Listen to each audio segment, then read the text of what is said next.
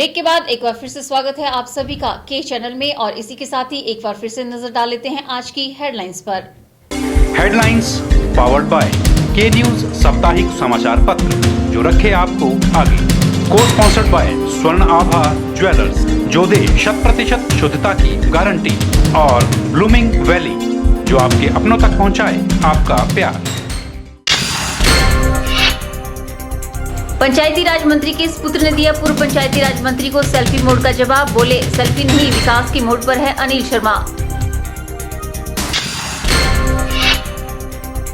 मनाली में परिवहन मंत्री ने इलेक्ट्रिक बस को दी हरी झंडी। कहा ट्रायल सफल हुआ तो हिमाचल की शोभा बढ़ाएंगी इलेक्ट्रिक बसें।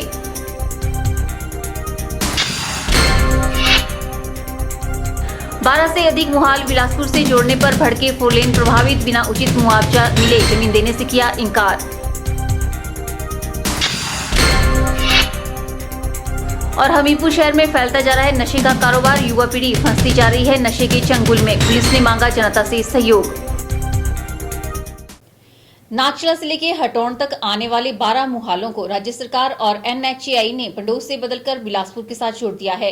अब इन मुहालों के 4 लेन प्रभावितों को अपनी जमीन के अधिग्रहण से संबंधित सभी कार्रवाइयों को पंडोह की बजाय 80 किलोमीटर दूर जाकर बिलासपुर में पूर्ण करवाना होगा। इसी बात को लेकर 4 लेन प्रभावित भड़क उठे हैं और फिर से सड़कों पर उतरकर इसका विरोध कर रहे हैं। बुधवार को 4 लेन प्रभावितों ने चक्कर स्थित NHAI के परियोजना अधिकारी कार्यालय के बाहर धरना प्रदर्शन किया और राज्य सरकार तथा NHAI के खिलाफ जोरदार नारेबाजी की। उपरांत इसकी प्रभावितों ने कार्यालय में मौजूद अधिकारी को अपना ज्ञापन सौंपा। ज्ञापन के माध्यम से इन्होंने मांग उठाई है कि नागचला से लेकर हटौन तक के सभी प्रभावितों को भू अर्जन अधिकारी कार्यालय पंडोह में ही शामिल किया जाए, क्योंकि इन्हें अपने कार्य करवाने के लिए 80 किलोमीटर दूर जाना पड़ेगा। 4 लेन प्रभावित संघर्ष समिति के अध्यक्ष ब्रिगेडियर खुशहाल ठाकुर का कहना है कि सोची समझी साजिश के तहत राज्य सरकार और NHAI ने यह निर्णय लिया है ताकि 4 लेन प्रभावितों का विभाजन किया जा सके और उन्हें अलग थलग किया जा सके। और देखिए अभी एक बहुत चालाकी और एक बहुत बड़ा धोखा और बहुत एक शरारत जो कि हिमाचल सरकार और NHAI ने मिलकर की है, जिसमें नागचला से लेके मंडी तक के जितने भी प्रभावित और विस्थापित है उनके लिए लैंड एक्विजिशन ऑफिसर जो है वो बिलासपुर के AC to DC बना दिया है। देखिए ऑलरेडी पंडोह में 2 LO हैं और अब तो काम भी ज्यादा नहीं है। समझ में नहीं आता है कि लोगों को परेशान करने के लिए, उनको तंग करने के लिए, उनको उलझाने के लिए, उनको तोड़ने के लिए ये पूरी कार्रवाई की गई है और हम इसका घोर विरोध करते हैं। नागचला से आगे के लिए ये तय होना है कि कितना मुआवजा कितना किसी को मिलेगा, वो भी अभी तय नहीं किया हुआ है। और इस दौरान ऑफिस को यहाँ से ट्रांसफर करके बिलासपुर खोल के हमारे साथ अन्याय किया है, जो कि दोबारा वहाँ पर पंडोह में ही खोला जाना चाहिए। ये हमारी किसानों की अपनी मांगे हैं। वहीं 4 लेन प्रभावितों ने NHAI के परियोजना निदेशक द्वारा पिछले कल एक दैनिक समाचार पत्र को दिए गए उस बयान का भी कड़े शब्दों में विरोध किया है, जिसके तहत इसी महीने नागचला से मनाली तक बनने वाले 4 लेन के कार्य को शुरू करने की बात कही गई है। प्रभावितों का कहना है कि जब तक उन्हें यही मालूम नहीं कि उन्हें कितना मुआवजा मिलेगा तो ऐसी स्थिति में कार्य शुरू कैसे किया जा सकता है। प्रावधानों के रखे गए प्रावधानों के अनुसार जितनी भी सुविधाएं हैं वो प्राप्त नहीं दी जाती और मुआवजा जो है इसके आधार पर उचित मुआवजा नहीं मिलता और जिलाधीश के द्वारा मार्केट वैल्यू जो है जमीन की निर्धारित नहीं की जाती और लोगों को ये पता नहीं चलता कि हमको कितना मुआवजा मिलना है और क्या हमारी मार्केट वैल्यू है। तब तक हम लोग जो है किसान लोग जो है प्रभावित अपनी जमीनों पे किसी भी एजेंसी को, ठेकेदार हो, NHAI हो या दूसरी कोई एजेंसी, हम काम करने नहीं देंगे, ना तो अपनी जमीन उनको हस्तांतरित करेंगे जब तक हमको एक मुश्त इसका मुआवजा नहीं मिला। इन्होंने चेताया है कि जब तक 4 गुना मुआवजा नहीं मिलेगा तब तक जमीनों पर किसी को भी जबरन कब्जा नहीं करने दिया जाएगा। इन्होंने चेताया है कि जब तक इन्हें दोबारा से पंडोह कार्यालय के साथ नहीं जोड़ा जाएगा तब तक आंदोलन जारी रहेगा। ब्यूरो रिपोर्ट के चैनल पंडी। एक युवा आने वाले कल का भविष्य होता है। माता पिता अपने बच्चों को उस शिक्षा दिलाकर उसके उज्जवल भविष्य की कामना करते हैं, लेकिन अगर वही बच्चे नशे जैसी भयानक प्रवृत्ति में पड़ जाए तो उनका भविष्य अंधकारमय रह जाएगा। जहां हर जगह नशे की चपेट में युवा पीढ़ी फंसती जा रही है, वहीं हमीरपुर भी इसे अछूता नहीं रहा है। शिक्षा का हब बनने के साथ ही यहाँ कई तरह के नशे के इफेक्ट्स भी देखने को मिल रहे हैं। जहां शिक्षा का हब होता है वहां नशे का व्यापार भी किसी न किसी रूप में जरूर देखने को मिलता है। हमीरपुर शहर आज के दौर में शिक्षा का हब बन चुका है और इसी के साथ युवाओं के नशे के साथ जुड़ने की भी बहुत सी घटनाएं नजर आने लगी है। लेकिन शिक्षण संस्थान में कमाई के साधन कहीं कम न हो जाए और संस्थान बदनाम न हो या फिर पुलिस में किसी भी सूरत में मामला न जाए, इन बातों को विशेष रूप से ध्यान में रखकर ये संस्थान काम कर रहे हैं। हॉस्टल्स हैं, लेकिन बाहर से आने वाले बच्चे किस तरह से नशे के जाल में फंसते जा रहे हैं, ये हमीरपुर के लिए चिंता का विषय बनता जा रहा है। लड़के ही नहीं बल्कि अब लड़कियां भी इस नशे में धीरे धीरे फंसती नजर आ रही हैं। हाल ही में हमीरपुर में एक निजी स्कूल के हॉस्टल में भी नशे के सामान के साथ कुछ लड़कियां पकड़ी गई। मामला सामने न आए इसलिए इसे स्कूल प्रबंधन ने ही अपने स्तर पर निपटा लिया, लेकिन एक जागरूकता जो इस नशे को लेकर सोसाइटी में जानी चाहिए थी वो स्कूल की बदनामी न हो इसलिए नहीं जा सकी। वहीं पुलिस में भी इस तरह के मामलों को लेकर कोई शिकायत नहीं हुई है। वहीं अतिरिक्त पुलिस अधीक्षक शिव कुमार का कहना है कि मामला उनके ध्यान में नहीं आया है, लेकिन उन्होंने कहा कि हमेशा पुलिस की कार्रवाई ही काफी नहीं होती है। सोसाइटी को भी इसमें जागरूकता दिखाकर पुलिस को सूचना देनी चाहिए ताकि इस बीमारी को बढ़ने से रोका जा सके। देखिए, नशे से निपटने के लिए हमीरपुर पुलिस जो है वो दृढ़ संकल्प है और इसमें जो है हमारी 2 वे स्ट्रेटजी चलती है। एक तो अवेयरनेस है और दूसरा पार्ट जो है वो डिटेक्शन है। तो अवेयरनेस के तहत हमारी जो स्ट्रेटजी है उसमें जितने भी गजेटेड ऑफिसर्स हैं हमारे या पुलिस स्टेशन के SHOs हैं वो टाइम पे स्कूल्स इंस्टीट्यूट्स में जाके वर्कशॉप्स करते हैं, जैसा अभी आपने प्रिंट मीडिया के माध्यम से देखा भी होगा, और बच्चों को नशे के इफेक्ट्स के बारे में अवेयर करते हैं और उनके अराउंड ऐसा कोई कारोबार हो रहा है उसकी सूचना देने के लिए उनको मोटिवेट किया जाता है, उनको अपने हेल्पलाइन नंबर दिए जाते हैं। बता दें कि हमीरपुर में शराब का काम और स्मैक व हीरोइन का प्रचलन बढ़ा हुआ है और इसके साथ ही रात की पार्टियां भी कहीं कहीं होने की चर्चा बाजार में रहती है, जिसको लेकर बच्चों के अभिभावक अब बच्चों के भविष्य को लेकर चिंतित रहने लगे हैं। इसका कारण है आसानी से पांव फैलाता नशे का कारोबार। के चैनल के लिए हमीरपुर से नवनीत पत्ता की रिपोर्ट। हमीरपुर के गांधी चौक पर स्थित उपल डेंटल क्लिनिक, जहां पर दंत चिकित्सक अमन उपल दांतों का इलाज करते हैं। इस डेंटल क्लिनिक में खास बात यह है कि यहां पर गरीब लोगों का दांतों से संबंधित हर तरह का मुफ्त इलाज किया जाता है, क्योंकि अमन उपल समाज सेवा को अपना कर्तव्य मानते हैं। हमीरपुर के गांधी चौक पर दंत चिकित्सक अमन उपल, जो कि उपल डेंटल क्लिनिक के नाम से अपना निजी क्लिनिक चलाते हैं, वहीं यहाँ पर गरीब लोगों के लिए हर तरह से मुफ्त सहयोग भी दिया जाता है। गांधी चौक पर यह अस्पताल पिछले 5 सालों से चल रहा है, जहाँ हर तरह की सुविधा दांतों से संबंधित मरीजों को दी जाती है। दांतों को तारे लगवाना, सर्जरी और अन्य किसी भी तरह की मसूड़ों की समस्या का इलाज भी किया जाता है। डॉक्टर अमन उपल ने बताया कि अस्पताल में सभी तरह की सुविधाएं दांतों से संबंधित बड़े उचित दामों पर मिलती है और इसके साथ ही यहाँ गरीब लोगों के लिए विशेष रूप से फ्री इलाज होता है।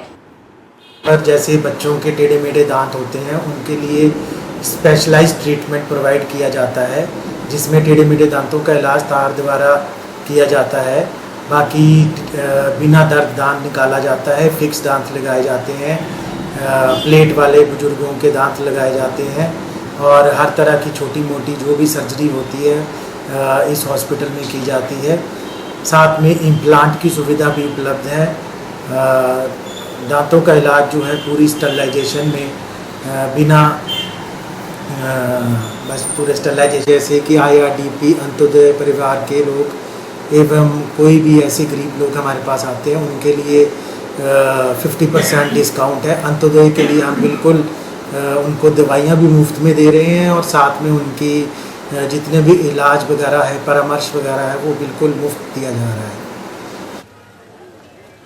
गौर है कि हमीरपुर में शायद ही ऐसा कोई निजी अस्पताल होगा जो बिना पैसे लिए काम करता हो। दावे चाहे लाख हो, लेकिन हर कोई किसी न किसी रूप में मरीजों से पैसे जरूर लेता है। लेकिन ये एक ऐसे चिकित्सक हैं जो समाज सेवा के लिए कुछ इस तरह से लगे हुए हैं कि बिना 1 रुपए लिए गरीबों के दांतों का पूरा इलाज करते हैं। सिर्फ गरीब ही नहीं बल्कि बाकी भी कोई इस अस्पताल में जाता है तो कम से कम रुपयों में बढ़िया इलाज करवा कर जाता है। के चैनल के लिए हमीरपुर से नवनीत बत्ता की रिपोर्ट। फिलहाल वक्त तो चला है एक और ब्रेक का, आप बने रहिए हमारे साथ। गुप्ता शॉल एम्पोरियम, जहां आप पाएंगे बेहतरीन व उच्च क्वालिटी की शॉल की विस्तृत वैरायटी। यहां pure woollen Kullu shawl, Kashmiri shawl, angora shawl, cashmilon shawl, feather shawl, pashmina shawl के साथ ही शॉल की और भी बहुत सी वैरायटी उपलब्ध है। तो देर न कीजिए और आज ही पहुंचे गुप्ता शॉल एम्पोरियम, सब्जी मंडी के साथ नेर चौक, डिस्ट्रिक्ट मंडी। मोबाइल 9459125400। चलो बुलावा आया है, माता ने बुलाया है। सभी भक्तजनों को ये बताते हुए अत्यंत हर्ष हो रहा है कि भगवती महिषासुर मर्दिनी मंदिर ढांगसीधार में दिनांक 3 अक्टूबर 2016 से 9 अक्टूबर 2016 तक दुर्गा सप्तमी का पाठ करवाया जा रहा है। 10 अक्टूबर को पूर्णाहुति के साथ विशाल भंडारे का आयोजन किया जाएगा। इस भंडारे का आयोजन माता की अपार कृपा, मंदिर प्रबंधन समिति और श्रद्धालुओं के सहयोग से किया जा रहा है। माता के विशाल भंडारे में आप सभी भक्तजन सपरिवार सादर आमंत्रित है। आप सभी से अनुरोध है कि विशाल भंडारे में पधारकर माता के प्रसाद को ग्रहण करने के साथ ही माता का आशीर्वाद भी अवश्य प्राप्त करें। संयोजक भगवती महिषासुर मर्दिनी मंदिर कमेटी ढांगसीधार।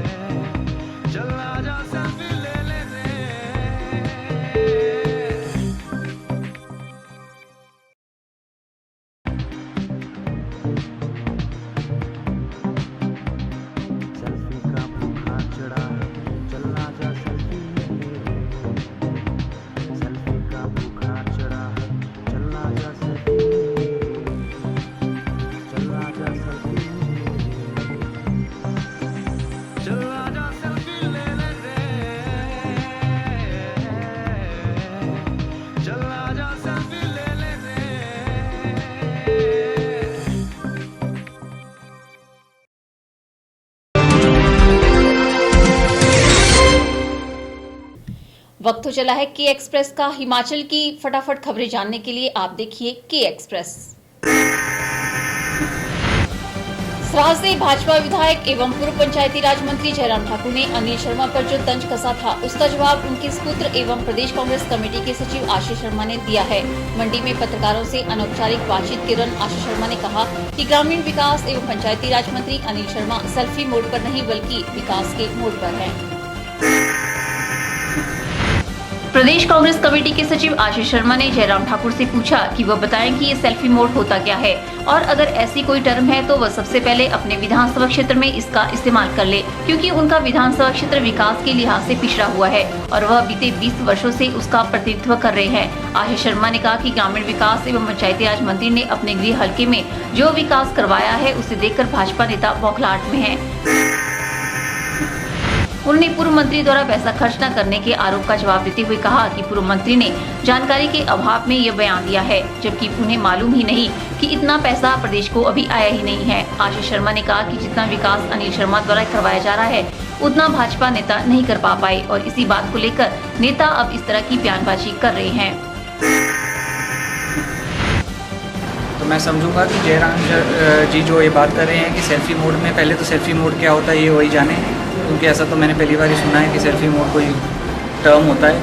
मगर अगर उन्होंने कुछ ऐसा नया ये किया है सेल्फी मोड उठ जाकर, मैं कहूँगा पहले आप अपने क्षेत्र में थोड़ा सेल्फी मोड कर लें, क्योंकि वो क्षेत्र बिल्कुल ही आज की डेट में कुदरती रूप में हमारे ज़िले का सबसे सुंदर जिला क्षेत्र है सराज।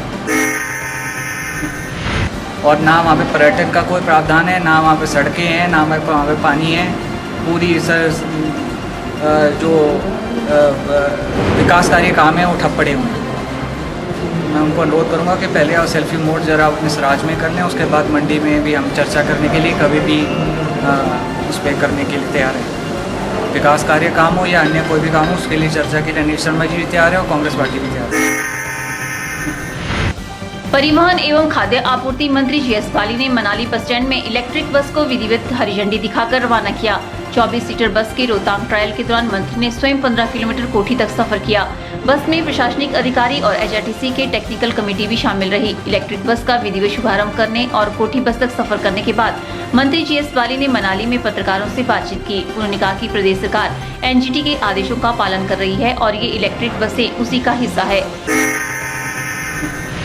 उन्होंने कहा कि आज प्रदेश और देश के लिए गौरव का दिन है कि इस तरह की इलेक्ट्रिक बस का ट्रायल होने जा रहा है। उन्होंने कहा कि इसके लिए वे प्रदेश के मुख्यमंत्री और एचआरटीसी की पूरी टीम को बधाई देते हैं। उन्होंने कहा कि गोल्ड स्टोन कंपनी के ट्रायल के सफल होते ही 25 इलेक्ट्रिक बसें प्रदेश की शोभा बढ़ाएंगी। ये एक गौरव का और ऐतिहासिक दिन है। दिन आज पहली बस जो है इलेक्ट्रिक बस जो रोहतांग पास पे पहुंचेगी, अभी कोठी तक मैं अपने आप उस बस में पत्रकार बंधुओं के साथ गया था और वहाँ तक कोई भी दिक्कत नहीं आई।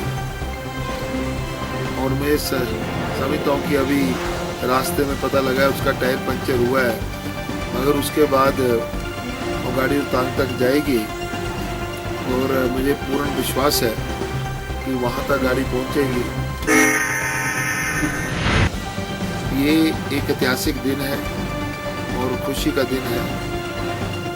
अब ये गाड़ियाँ हिमाचल की विभिन्न सड़कों पर दौड़ेंगी, जिसमें मनाली भी एक हिस्सा रहेगा।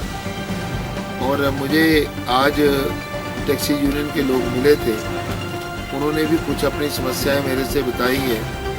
उनको ध्यान में रखते हुए हम लोग इन सब के बीच में काम करेंगे। हालांकि इलेक्ट्रिक बस का पहले दिन का ट्रायल फेल हो गया, लेकिन अभी तक बस का ट्रायल 15 दिन चलेगा। लेकिन पहले दिन ही बस बीच रास्ते में हाँफ गई। लेकिन अगर इसका प्रदेश में सफल ट्रायल होता है तो शीघ्र ही 25 बसें प्रदेश के विभिन्न हिस्सों में दौड़ती नजर आएंगी। कहते हैं कि कोई बड़ा मुकाम हासिल करने के लिए आपकी उम्र मायने नहीं रखती, मायने रखता है तो आपका हुनर। और अपने हुनर के दम पर 9 वर्षीय कनिष्क शर्मा ने वो मुकाम हासिल कर लिया है जिसे हासिल करने के लिए वर्षों लग जाते हैं। 9 वर्ष की उम्र में शय और माँ का खेल खेलने वाला यह है कनिष्क शर्मा और उसकी 10 वर्षीय बहन मनिका शर्मा। मूलतः मंडी जिला के दुर्गम क्षेत्र थाची का रहने वाला कनिष्क फिलहाल मंडी में रहता है। उसके पिता दिनेश शर्मा मंडी में एक निजी कंपनी में कार्यरत है। कनिष्क और मनिका ने मात्र 5 वर्ष की आयु से ही शतरंज का खेल खेलना शुरू कर दिया। घर में दादा, पिता और अन्य परिजनों को खेलता देखने के बाद इन दोनों बच्चों के मन में भी इस खेल के प्रति आकर्षण पैदा हुआ। आकर्षण भी कुछ ऐसा कि छोटी सी उम्र में इन दोनों बच्चों ने राष्ट्रीय स्तर की प्रतियोगिताओं में कई मेडल अपने नाम कर लिए। और तो और कनिष्क शर्मा ने हाल ही में जालंधर में संपन्न हुई शतरंज की राष्ट्रीय प्रतियोगिता में ऐसी चालें चली कि उसे अंतर्राष्ट्रीय वरीयता में स्थान हासिल हो गया। जब अंतर्राष्ट्रीय वरीयता की घोषणा हुई तो उसमें कनिष्क को 1003वां रैंक मिला है। कनिष्क का सपना शतरंज के माहिर माने जाने वाले विश्वनाथन आनंद के साथ मुकाबला करना है और कनिष्क इस दिशा में आगे बढ़ भी रहा है। वहीं मनिका का सपना है कि वह शतरंज की ग्रैंड मास्टर बनना चाहती है। आज के बुलेटिन में फिलहाल इतना ही। सपना ठाकुर को दीजिए इजाजत। नमस्कार।